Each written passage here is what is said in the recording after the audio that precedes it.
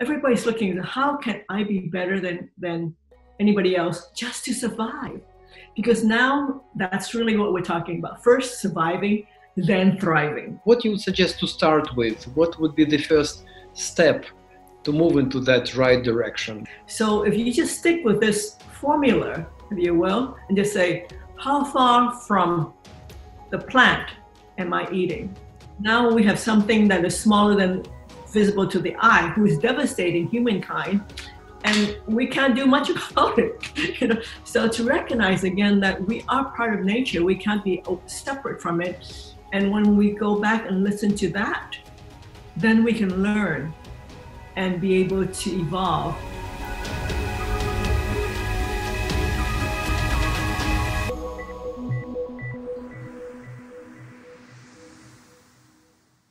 So shall we start? Shall I introduce you then? But please correct me if I miss something. You came to America with having all disadvantages thinkable. I mean, you were a woman, and no matter what they say, it's still a man's world. It's getting better, but not that fast. Then you were a woman of color.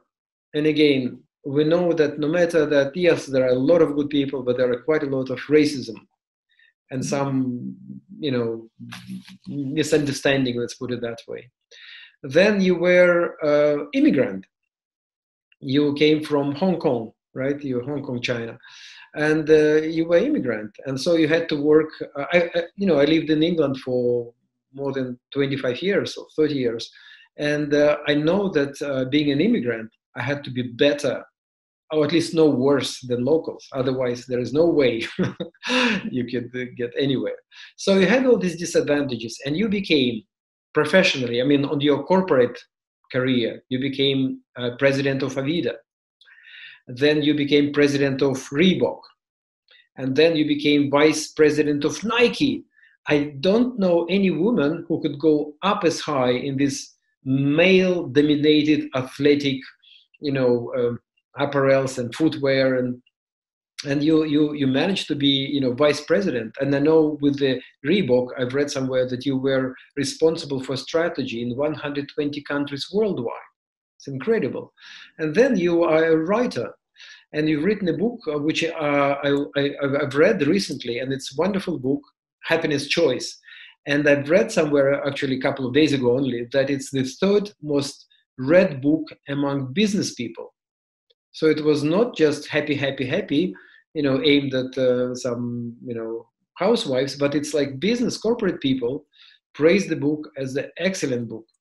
And I remember there's 5 reasons, which maybe we can talk about that. I think it's absolutely great. And then you became a speaker, and you spoke, everywhere.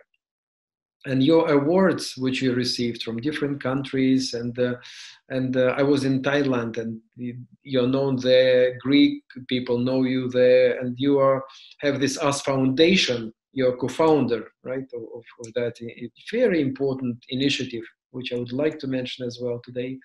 So you have done a lot, and you are still doing. You still feel that I would like to ask you that question, whether you feel that you've achieved what you wanted to achieve. And I know the answer. You'd say, hey, Gennady, I just started.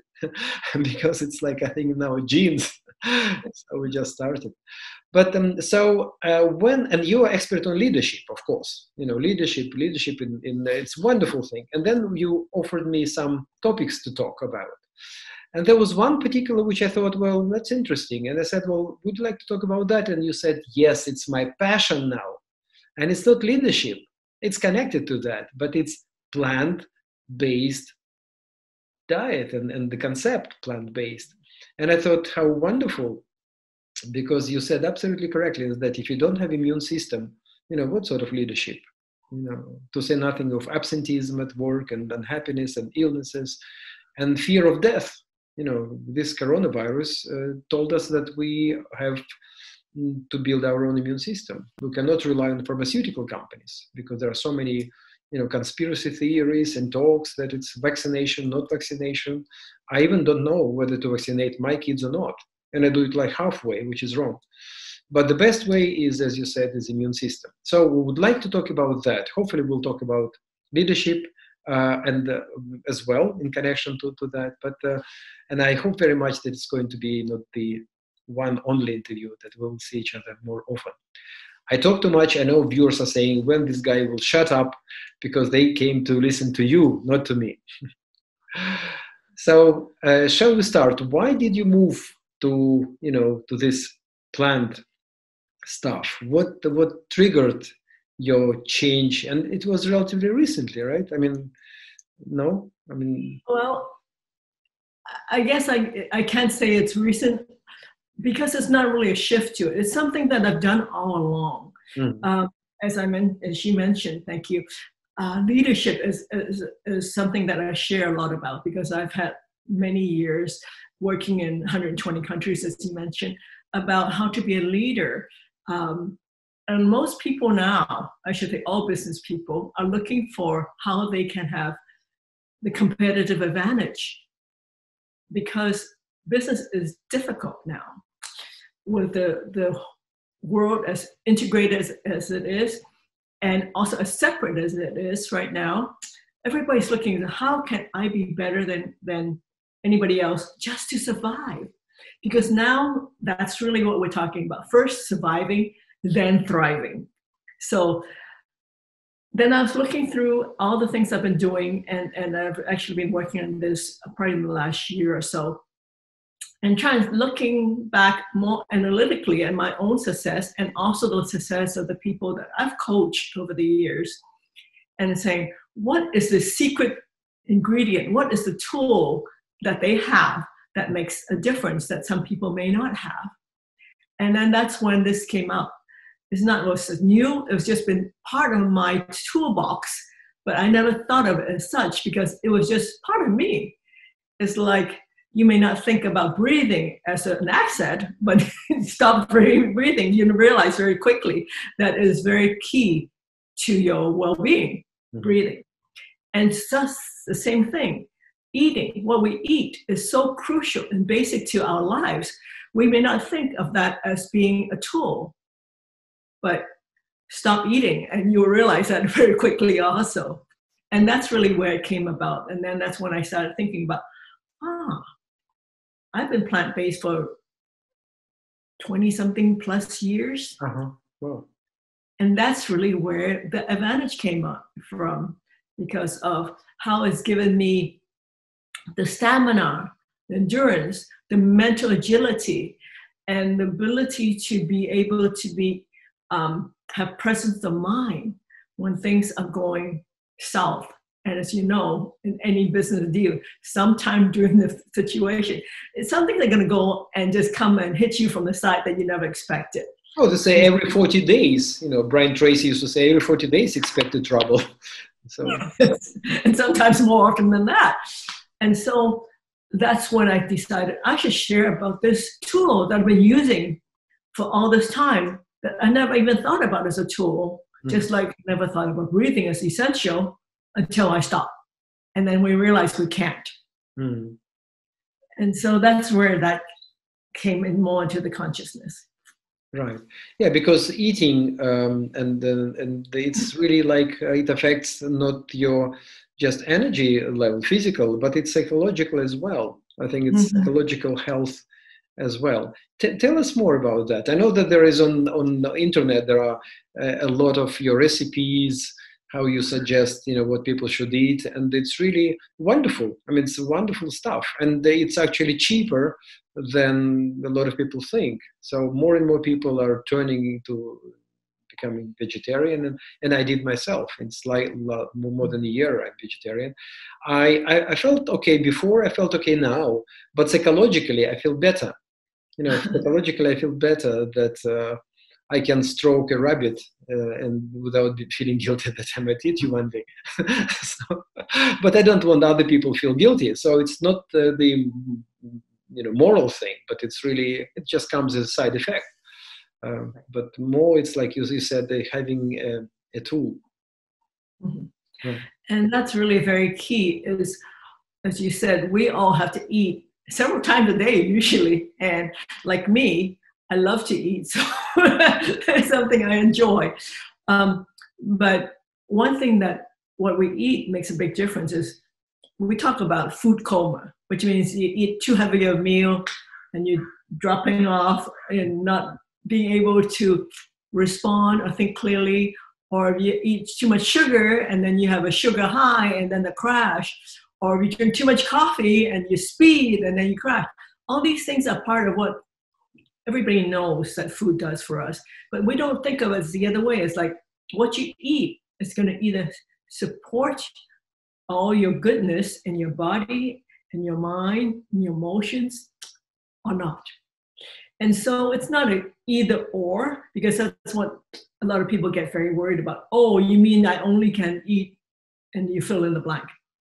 It's about consciousness of how you eat and what you eat. And that really is the beginning of your listening to your body, and other things happen. You're going to recognize that you can feel more alert, less heavy, physically as mentally, as well just emotionally. And as you say, you feel good about yourself. And all those things is going to keep and give you the advantage you would need to succeed in today's world, in business as well as in life. Right. Yeah. Which is seems to be like small thing, but at the same time, it's not a small thing; it's a big thing, and it can change a lot of stuff. People can change, become better, stronger, more motivated, psychologically more agile, and the strong, like all this wonderful thing. But what you would suggest, for those who never, or for those who thought about it, what you would suggest to start with? What would be the first step to move into that right direction? Because it's like officially recognized, even all this fancy World Health Organization and all this, they're admitting that non-meat-eater, they have better resources to stand up and And it's very simple, and it's not anybody can do it. Just eat closer to the source. What I mean by that is eat closer to whatever it came from. Mm-hmm. So let's use corn as an example. Corn on the cob is as close to the source as possible. It's just corn by itself.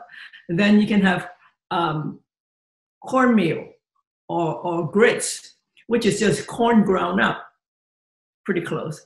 And then you have cornstarch, which is separated aspect of corn, just the carbohydrate part. And then you have high fructose corn syrup, which is a very highly refined aspect of corn. And as you can tell from corn on the cob all the way to high fructose corn syrup, we're getting less and less of the whole corn and more of the refinement and adulteration, if you will, of what corn, the plant itself, can give you. So if you just stick with this formula, if you will, and just say, how far from the plant am I eating?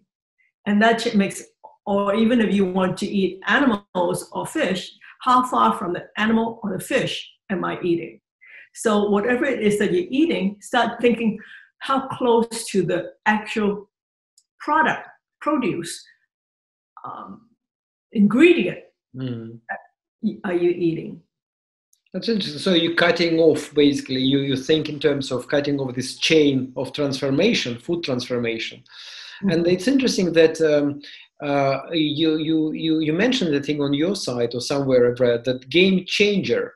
This is the fantastic thing. It's the commentary about the UFC fighter, MMA fighter, who was eating steaks, and then he got injured, and then he switched his diet and became healthy again. And Arnold Schwarzenegger, whom I'm happy to know, and I interviewed him for an hour 2 years ago, and he was saying that it was marketing. Like, we were told that steaks are good for men and men are associated with the meat, and it's rubbish, he said, because all the strong people actually more and more just have vegetarian diet. And I've read somewhere that even gladiators in ancient Rome, they were vegetarians, tough cookies, tough guys who were fighting all their life, and they were vegetarian. And somebody said, "Have you seen oaks or eating meat?" No. Or gorilla eating meat? No. So this is a strong message for young people who adore, muscle people and those like Arnie. Mm-hmm. It's very interesting you mentioned about the game changer. I mentioned that in one of my blogs. And what was most interesting to me was there was the world's heaviest, the man who can lift the most weight, is a vegetarian. And there's this massive individual carrying, I forget, thousands of pounds and lifting it over his head, which is daunting even to think about. And he's a vegetarian. But I don't like to use the word vegetarian or vegan because it scares a lot of people. Exactly. Because they feel like it's either or. I like to say plant-based because you just say, so that not make it like an absolute. If you're eating 3 meals a day of some animal product, what would happen if you took 1 meal out and made that plant-based? And then maybe try it for 1 whole day and see how you feel. And that's really the test, not what Game Changer says, what I say, or even Gennady, who has so much authority on the subject. Just see how your own body feels, your own energy level, your own emotional balance, your own clarity of thought, the ability to think on your feet, how tired or not that you get. So these are the things that you can find out. And so that's why I urge people, try it for yourself, not as something that you have to do because somebody else told you, but because you can find out how you feel. Just stay closer to the original source of the plant. Another thing I said is, eat plants, not things made in a plant. Very good. Very good. Yeah. But do you think it can possible to switch this kind of, or to incorporate this diet into diet of elderly people? Some people say you cannot change when you're, after 50, after 60, after 70. They say it's bad because your body is sort of used to function in a certain way, and then you deprive it of protein and all this stuff. Do you think there is something in that? I can give you an example. A friend of mine, he lives here. You might even know him, Ichak Adizes. Oh, I love him, and he is a great kind of writer. Oh yes, I mean, and he's so popular in my part of the world. And in fact, he was just recently in Yekaterinburg and in Moscow, and he's got presence in Moscow. He's a very known, and I spoke to him once myself. Yeah. Well, he's a friend of mine. As you know, he's rather senior in age. Senior and very direct. I know, at least when he says it's rubbish, it's good. But now he became softer. But he's a great guy. I like him. Yes. Oh, he had a health issue. He needed a transplant. Right now, I apologize. I can't remember his kidney or liver, one or the other. And because he was already 78, he was not put on the priority list because he's more senior than, so they go by age. So he's having a hard time getting, he's about to go on dialysis, and he was losing weight, and he was having all the symptoms that one would have when they have toxicity in their body. And his wife decided, she was afraid what was going to happen to her husband, that he might even die before he would get a transplant, because it's a very rapid decline when the body starts building up the toxins. So she started him on being a vegan at 78 years old. And he completely went plant-based. And for the next 2 years, until they found a donor for his organ, he maintained and survived and was able to tour and do the things he was doing because he converted to plant-based diet. He got his transplant, as you just mentioned. He's touring Europe. He's doing all this. He looks great. and he's like 81 now, maybe even 82. But my point is, no, it's not age-based, because when it comes down to the fact, when you think, either I'm going to turn into a plant-based diet or I'm going to have serious health problems, people change. And he's an advocate now. And he's... Animation, yeah. Because interesting that about 4 or 5 years ago, he was supposed to give a talk in Moscow. And I was facilitating the talk, etc. And then he said, "I'm not coming because I've got health problem." And he had his presentation online at that time, so it was a solution very unusual at that time. And he looked very tight. He looked very kind of down. And then I saw him this year on an interview, and it's another person. And I thought, how wonderful. I mean, he was supposed to get older and weaker, but he was not. He was talking, he was actually became softer. Before, I think, and sorry, I mean, if he listens, my apology, he was a little bit aggressive in his conclusions. Now he's talking about love, and he's talking about, that love saved the world. And I thought, well, it was what has happened. And now you told me that he's a friend of yours. He's very famous, really, Ichak Adizes. I mean, he's a great guy. And he became, mentally and physically better because of this new, I don't want to say diet, but new, how can I say diet? Yeah, what he eats. Because it was a plant-based situation that saved his life and opened his heart and made him more aware of how dependent we are on the planet and on what we eat, because we impact the planet as well as the planet impacts us by what we put in. And as you said, he became a wiser person, if I would say, more compassionate and more integrated. And you're right, I've known him for many, many years, close to 20 years. And he's a very aggressive man. And now he's equally successful, even more so, but with more of a mellowing, understanding, compassionate way of operating, which is really helping him and also his family, because I noticed how he's interacting with his wife and his children. His daughter, I think I spoke to his daughter once, I think, over the phone. His son is a musician, and when he had the first scare before he could get his transplant, he thought he was going to lose his father. So he wrote basically a symphony with his father's words that he has given him over the years, part of the symphony, where he was going to have somebody read. Thankfully, after he went into a plant-based diet and got a transplant, his father could read the words himself. So it was really touching. I mean, it's something that, if you know the backstory, it brings tears to a person's eyes. But all this came from a plant-based diet. So, I know you didn't mean to bring this up, but as you can tell, the power of this transcends age. It transcends success, because Ichak is very successful. And now he's gone to another level, even more so than he ever was before, with transitioning to a plant-based diet. It's an amazing story, and it's so good because I've read on your blog. There is a chap who is firefighter and the macho man, and then he turned into this diet. It's okay example, but it's like, okay, you don't know the firefighter, but you mentioned Ichak Adizes, and everybody knows him, and it's really, it's a very, very motivational story. Now, can you tell us, a little bit about this?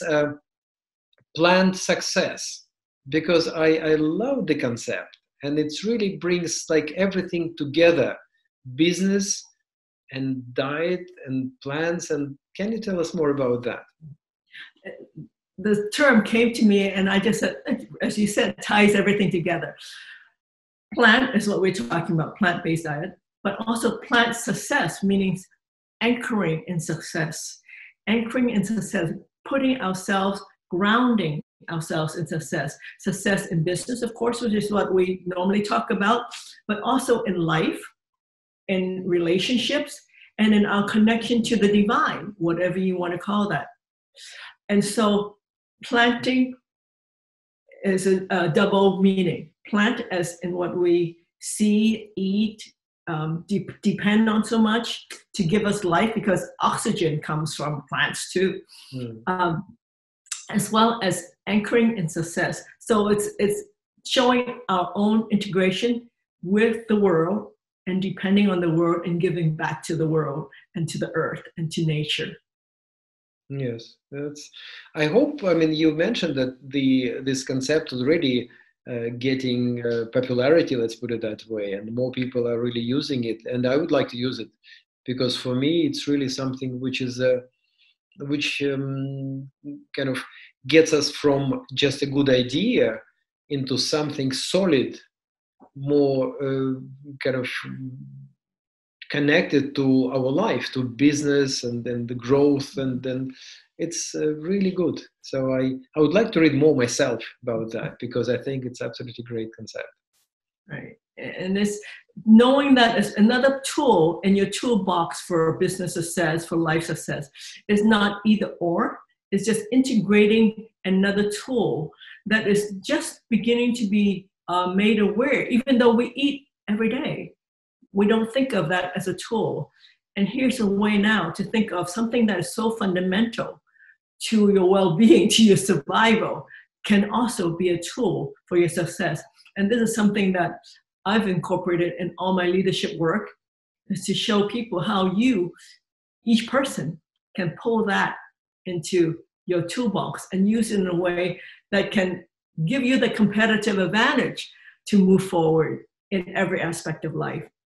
I think we just have to go back to the basics, which is we have to be aware that we're part of the world, part of the earth, part of nature, not separate from it. Because as humankind evolved, we thought that we were stronger and bigger and more powerful and could control nature. And the truth is, we cannot. No. Now we have something that is smaller than visible to the eye, who is devastating humankind, and we can't do much about it. So to recognize again that we are part of nature, we can't be separate from it. And when we go back and listen to that, then we can learn and be able to evolve in a way that is integrated with everything else. And that's the only way it's substantial. You said earlier that a happy achiever is really what you're looking for. That's really the only kind of, ultimately, the only kind of sustainable achiever. Because sooner or later, if they don't fade in business, they fade in their own personal lives. Right. I coach a lot of, not a lot, because I maintain a smaller number because I just don't have time, of C-level executives, because I'm also a coach when I have the time. And most of them have the issue of still worried about self-worth. Am I good enough? Maybe people don't realize that I really don't know everything, because they all think that I know everything. That thing inside of themselves. And also, what else is there? Have I really achieved? How come I'm not happier? Because I've achieved all the things that people told me that I need to be happy, and they're not. It's because they forgot that achieving status of different kinds, whether it's a position in business, whether it is status symbols, whether it's the third, fourth, fifth house, fourth, fifth, sixth car, or fourth, fifth, sixth yacht, it doesn't really matter. It has to come back to what you said, inside. You gave away more money than you think you would ever do, and you realize that that's really what you need to do to go to the next phase. Absolutely. Yes, and that's everybody, people know that, and now I've got the feeling that because of internet, everybody knows everything. But to do it, really, everybody says, oh, I know this. It's not new. But to do it, to incorporate it into your life, to diminish your ego, and to understand that you are, okay, well, the person next to you no worse and no better than you are. You're just human. And so it requires wisdom. And I started getting that when my hair turned gray. You know, I was chasing every dollar I could find when I was 20 and 30. I was consultant and then speaker.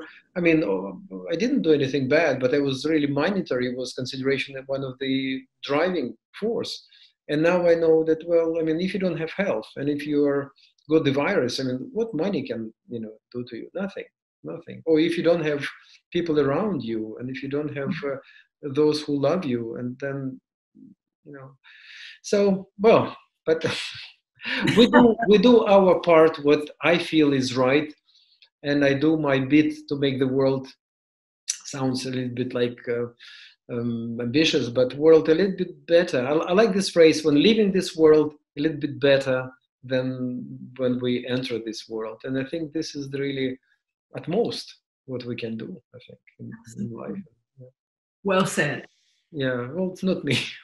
Your heart, that's all that matters. Exactly, yes. That's what you said about that's in your heart, reading. Yeah. It's, I even don't know how we met, but for me, you were always a good example how people should treat other people. I mean, with compassion, with the interest, putting your heart.